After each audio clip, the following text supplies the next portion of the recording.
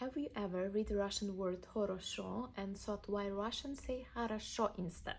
A complete pronunciation guide is in this video. You will learn why the letter O often sounds like an A in Russian, how to predict the pronunciation, and how to sound more natural when speaking. How Russian stress works. Stress in Russian is unpredictable. Any single vowel in a Russian word can be stressed. There is no rule like only the first vowel would be stressed, second or third. Here are the tips.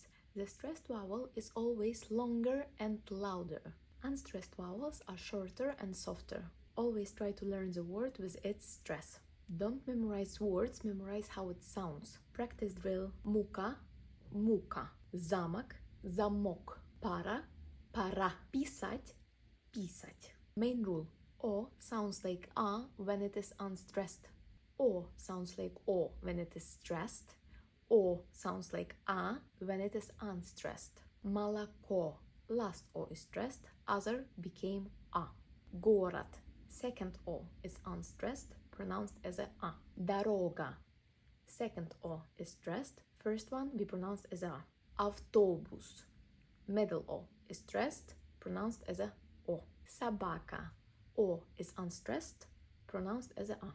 How to learn the stress. As I mentioned before, Russian has a free stress. It means that any vowel in the word can be stressed. Then how to learn it? Here are the tips. Use dictionaries with stress marks, like Wiktionary or Leo Dictionary. Write vocab with bold or capitalized stress. Make flashcards perfectly with audio. Use Russian subtitles whenever you watch or listen to something in Russian and listen for a stress. Recap. O is A when it is unstressed. Listen more than you read. Learn vocab with stress included. If this lesson helped you, give it a like. Subscribe for my YouTube channel and learn a real Russian.